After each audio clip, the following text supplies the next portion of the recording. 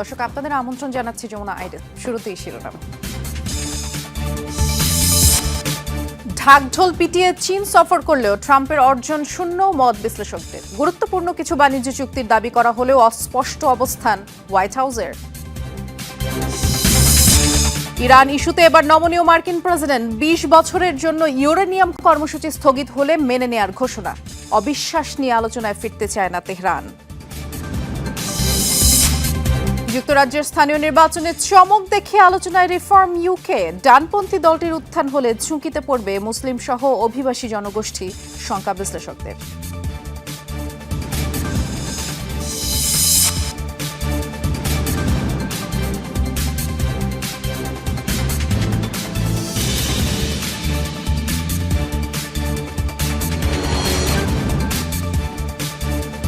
শিরোনামগুলো শুনছিলেন, নুসরাত দৃষ্টি আপনাদের সাথে আছি। বহু ঢাকঢোল পিটিয়ে চীন সফরে মার্কিন প্রেসিডেন্ট ডোনাল্ড ট্রাম্পের এই অর্জন প্রায় শূন্য, এমন মত বিশ্লেষকদের। বড় বড় বাণিজ্য চুক্তির দাবি করলেও স্পষ্ট কোনো সমঝোতার ব্যাখ্যা দিতে পারেনি হোয়াইট হাউস। চীন যুক্তরাষ্ট্র থেকে 200 বোয়িং এবং বিপুল কৃষিপণ্য ক্রয়ের আশ্বাস দিলেও কবে, কখন, কত টাকার চুক্তি সবই ধোঁয়াশা। সবচেয়ে বড় ব্যর্থতা দেখা গেছে ভূ রাজনৈতিক ইস্যুতে। ইরান যুদ্ধ কিংবা তাইওয়ান ইস্যু যেন এড়িয়েই যাওয়া হয়েছে।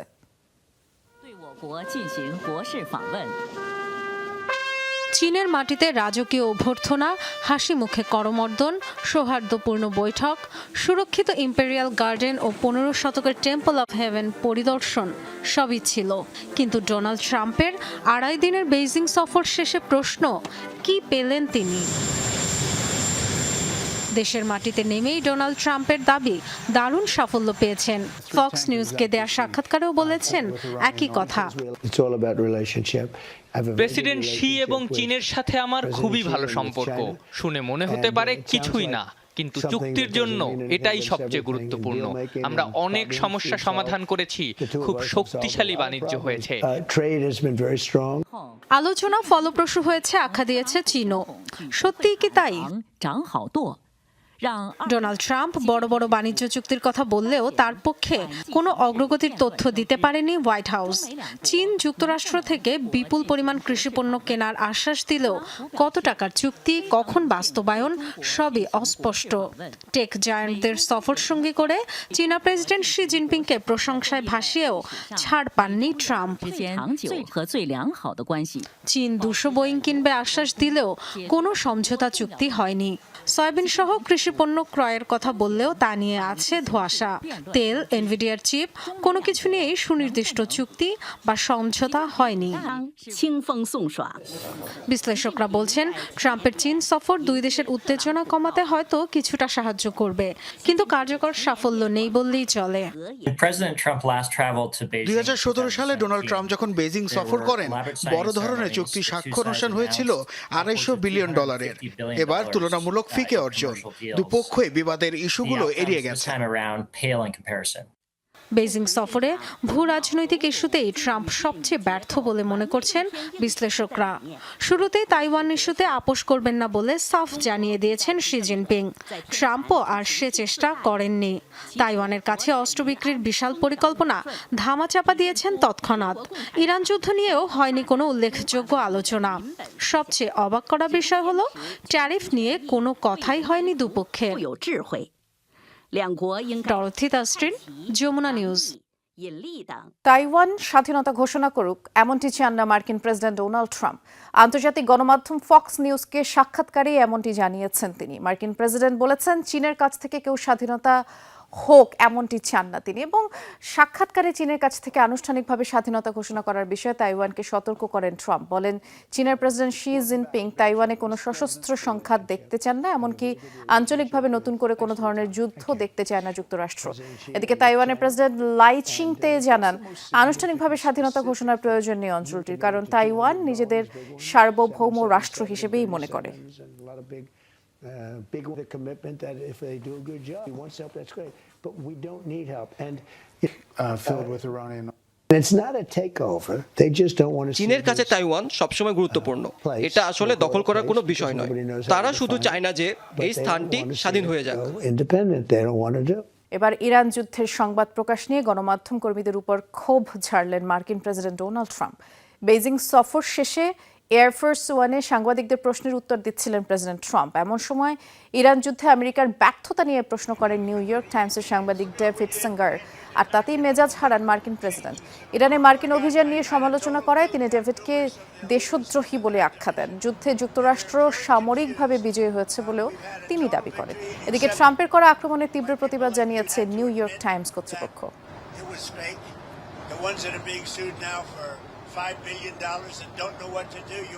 ইরানের পরমাণু কর্মসূচি স্থায়ীভাবে বন্ধের শর্ত থেকে সরে আসলেন মার্কিন প্রেসিডেন্ট ডোনাল্ড ট্রাম্প। তেহরান তার পরমাণু কর্মসূচি 20 বছরের জন্য বন্ধ করলেই তা মেনে নেবেন বলে ট্রাম্প জানিয়েছেন। তবে অনাস্থা নিয়ে কোনো ধরনের চুক্তিতে যেতে অসম্মতি জানিয়েছে ইরান।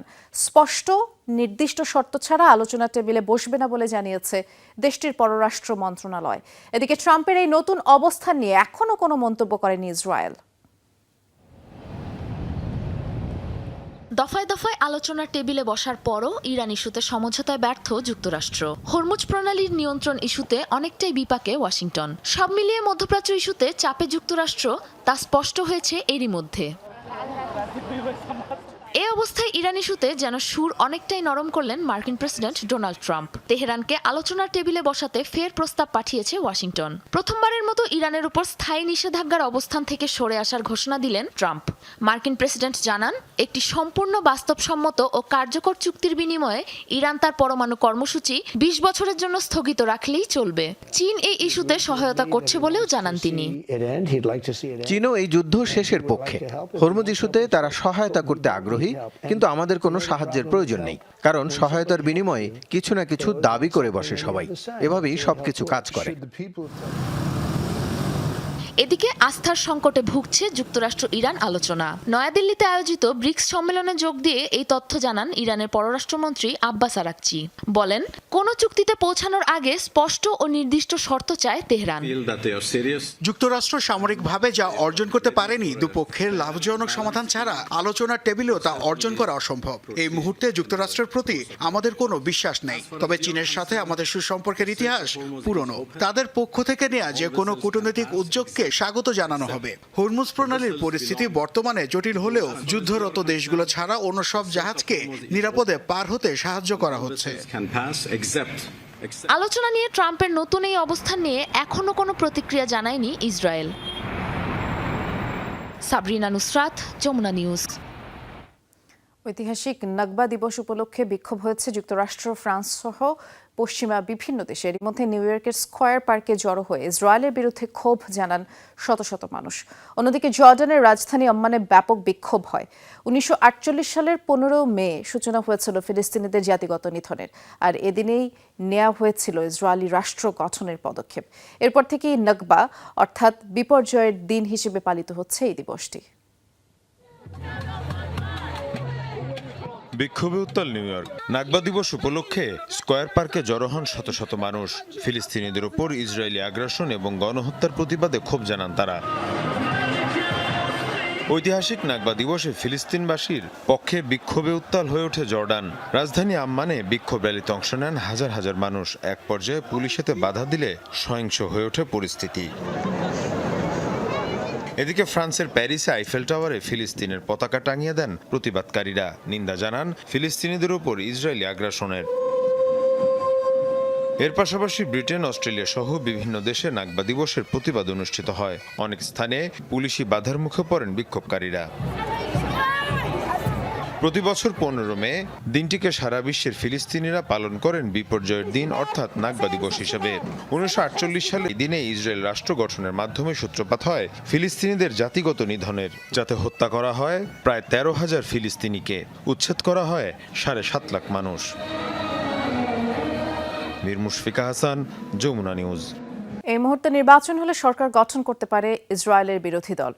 শুক্রবার ইসরায়েলি সংবাদ মাধ্যম মারিভে প্রকাশিত এক জনমত জরিপে উঠে এসেছে তথ্য। বলা হচ্ছে মোট 120টির মধ্যে 61টি আসনেই জিততে পারে বর্তমান বিরোধী দল। দেশটির বর্তমান প্রধানমন্ত্রী বেনিয়ামিন নেতানিয়াহুকে রাজনীতি থেকে অবসরে দেখতে চান অন্তত 55% ইসরায়েলি। 5% ইসরায়েলির উপর এই জরিপ করেছে বেসরকারি সংস্থা লাজার ইনস্টিটিউট। ইরানের বিরুদ্ধে চলমান যুদ্ধ নিয়ে অনিশ্চয়তা, লেবাননের সাথে সংঘাত আর ইসরায়েলি সমাজের সহিংসতা বৃদ্ধি পাওয়ায় নেতানিয়াহু সরকারের উপর জনমনের নেতিবাচক প্রভাব তৈরি হয়েছে।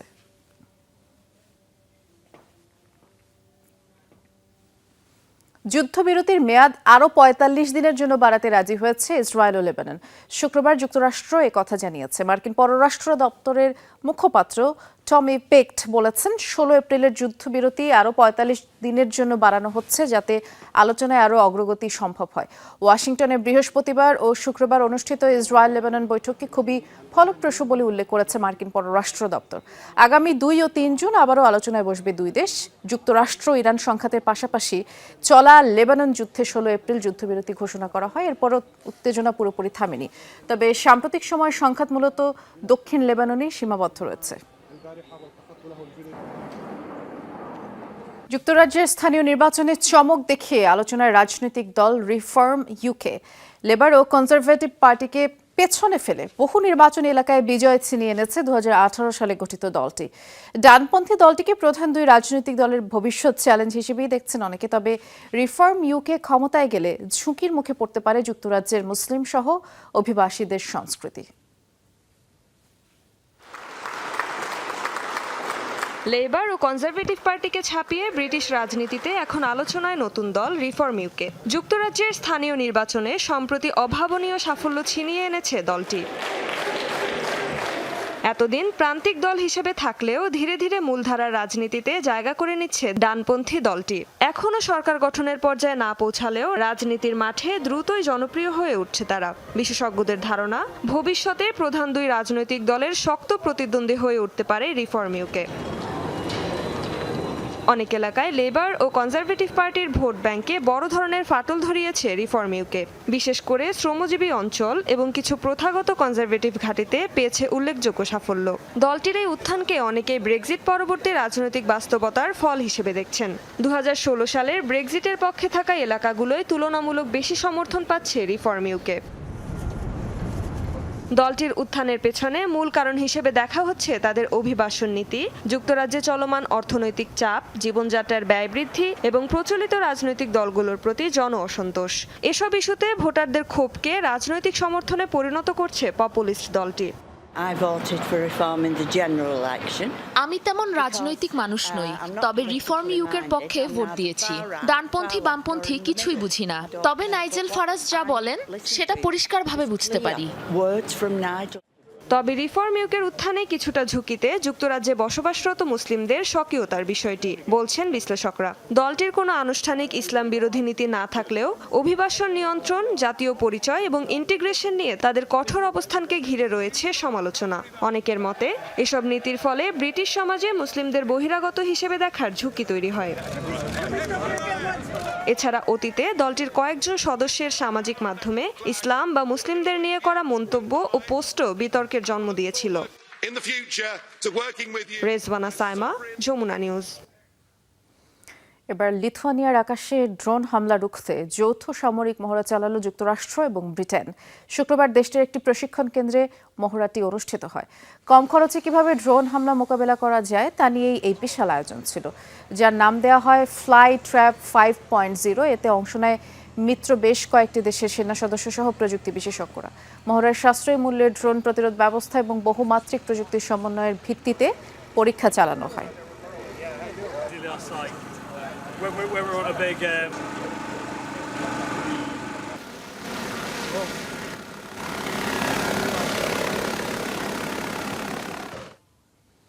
বৈশ্বিক জ্বালানি সংকটের মাঝে সংযুক্ত আরব আমিরাতের সাথে গুরুত্বপূর্ণ জ্বালানি চুক্তি করেছে ভারত। শুক্রবার আবুধাবিতে আমিরাতের প্রেসিডেন্ট জায়েদ আল নাহিয়ানের সাথে সাক্ষাৎ করেন ভারতের প্রধানমন্ত্রী নরেন্দ্র মোদী। এ সময় এলপিজি সরবরাহ, পেট্রোলিয়াম রিজার্ভ সংক্রান্ত চুক্তি হয়। পাশাপাশি প্রতিরক্ষা এবং তথ্য বিনিময় সহ বেশ কিছু গুরুত্বপূর্ণ বিষয়ে সহযোগিতার আশ্বাস দেয় দুই দেশ। নর্ডিক শীর্ষ সম্মেলনে যাওয়ার পথে যাত্রাবিরতিতে 2 ঘন্টার জন্য সংযুক্ত আরব আমিরাত সফর করেন ভারতের প্রধানমন্ত্রী নরেন্দ্র মোদী। সাক্ষাৎ করেন আমিরাতের প্রেসিডেন্ট শেখ মোহাম্মদ বিন জায়েদ আল নাহিয়ানের সাথে। এই অল্প সময়ের মধ্যেই মধ্যপ্রাচ্যের দেশটির সাথে বেশ কিছু চুক্তি করেছেন মোদী, যার মধ্যে সবচেয়ে উল্লেখযোগ্য এলপিজি সরবরাহ ও পেট্রোলিয়াম রিজার্ভ সংক্রান্ত চুক্তি। পাশাপাশি প্রতিরক্ষা, সামরিক মহড়া ও সেনাদের যৌথ প্রশিক্ষণ, উন্নত প্রযুক্তি, সাইবার নিরাপত্তা আর তথ্য বিনিময় সংক্রান্ত বেশ কিছু চুক্তি হয়েছে বলে জানিয়েছে ভারতের পররাষ্ট্র মন্ত্রণালয়। মধ্যপ্রাচ্যে যুদ্ধ পরিস্থিতির জেরে বৈশ্বিক জ্বালানি সরবরাহে ব্যাপক চাপ সৃষ্টি হয়েছে।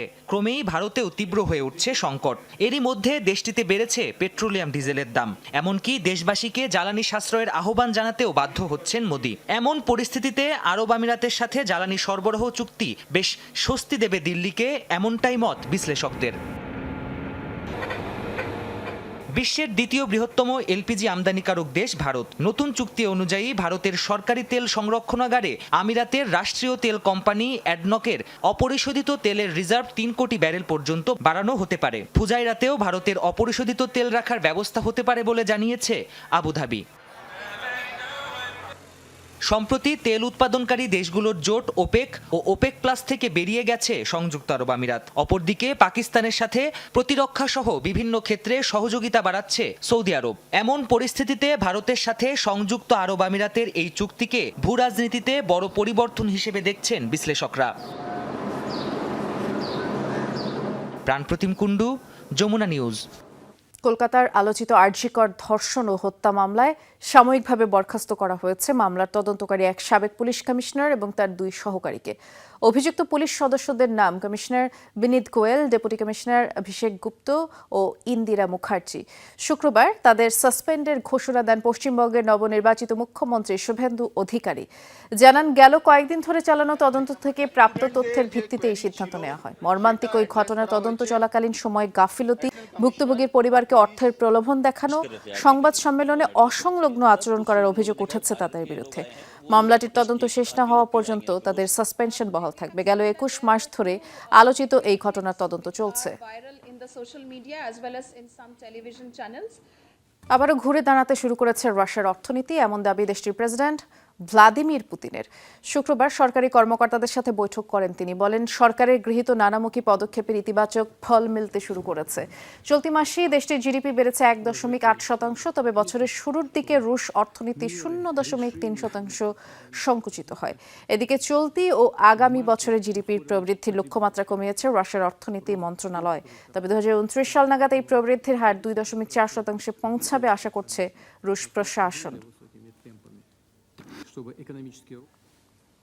এবার বেলারুশের ভূখণ্ড থেকে ইউক্রেন ও নেটোতে হামলার ছক কষছে রাশিয়া, এমনটাই অভিযোগ করেছে ইউক্রেনের প্রেসিডেন্ট ভলোদিমির জেলেনস্কি। শুক্রবার দেশটির সামরিক ও গোয়েন্দা সংস্থার ঊর্ধ্বতন কর্মকর্তাদের সাথে বৈঠকে বসেন তিনি। বৈঠক শেষে প্রেসিডেন্ট জেলেনস্কি জানান, রাশিয়া বেলারুশের ভিতর দিয়েই নেটোভুক্ত বিভিন্ন দেশে হামলা করতে চলেছে। মস্কো ও মিনস্কের করা এই গোপন পরিকল্পনার সুনির্দিষ্ট তথ্য প্রমাণও আছে কিয়েভের হাতে, এমনটাই দাবি করেছেন তিনি। রাশিয়ার আগ্রাসনে বেলারুশ পা বাড়ালেই দাঁত ভাঙা জবাব দিবে বলে হুঁশিয়ারি দেন ইউক্রেনীয় প্রেসিডেন্ট। এরই জেরে ইতিমধ্যে ইউক্রেন বেলারুশ সীমান্তে সৈন্য মোতায়েন করেছে 2 দেশ। যুক্তরাষ্ট্র ও নাইজেরিয়ার যৌথ অভিযানে নিহত হয়েছে জঙ্গি গোষ্ঠী আইএসের দ্বিতীয় শীর্ষ নেতা আবু বিলাল আল মিনুকি। শুক্রবার ট্রুথ সোশ্যালের এক পোস্টে কথা জানান মার্কিন প্রেসিডেন্ট ডোনাল্ড ট্রাম্প। জানান, শীর্ষ এই জঙ্গি নেতাকে হত্যা করতে বিশেষ এই অভিযান পরিকল্পনা করেছিল মার্কিন ও নাইজেরিয়ান সেনাবাহিনী। ট্রাম্পের দাবি, অত্যন্ত নিখুঁতভাবে এই অপারেশন চালিয়েছে যৌথ বাহিনী। ট্রাম্প আরও বলেন, বিশ্বব্যাপী আইএসের কার্যক্রম এখন অনেকটাই দুর্বল, তবে এ বিষয়ে এখনও কোনো প্রতিক্রিয়া জানায়নি জঙ্গি গোষ্ঠী আইএস। ইসরায়েলি মানবাধিকার সংগঠন পিস নাওয়ের প্রধান নির্বাহীর উপর হামলা চালিয়েছে দখলদাররা। পশ্চিম তীরে এই ঘটনা ঘটেছে এবং ভাইরাল একটি ভিডিওতে দেখা যায় সংগঠনটির সিইও লিওর মিহাইয়ের গাড়িতে হামলা চালানো হয়। এরপর তাকে টেনে হিচড়ে নামিয়ে মারধর করা হয়। পশ্চিম তীরের ফিলিস্তিনিদের ভূমি এবং অধিকারের পক্ষে দীর্ঘদিন ধরেই কাজ করছে পিস নাও। অঞ্চলটিতে অবৈধ দখলদারিত্ব এবং ইহুদি বসতি নির্মাণের বিরুদ্ধে সোচ্চার এই সংগঠনটি। পাশাপাশি 2 রাষ্ট্রভিত্তিক সমাধানের জন্য তারা কাজ করে। এই হামলায় উদ্বেগ তৈরি হয়েছে আন্তর্জাতিক মহলে।